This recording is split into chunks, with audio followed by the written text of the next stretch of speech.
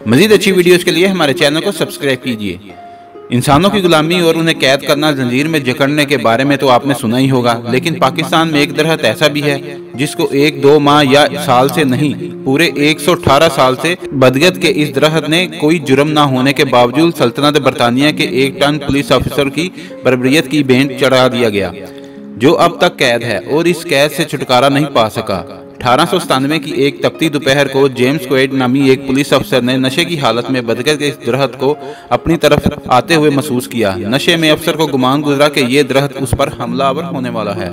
खतरा महसूस करते अफसर ने बरगद के वारंट गिरफ्तारी कर दिए, फिर उसे बकायदा गिरफ्तार करके जंजीरों में जकड़ दिया गया, लेकिन 118 साल गुजरने के बावजूद रिहाई नसीब ना हो सकी।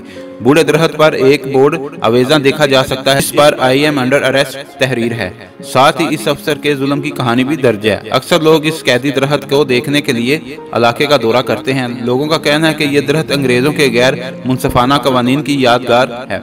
इसे संभालने का मकसद अपनी आने वाली नस्लों और दुनिया को बरतानवी हुकूमत के बरसगीर के लोगों पर किए गए जुल्म के बारे में आगाही देना है।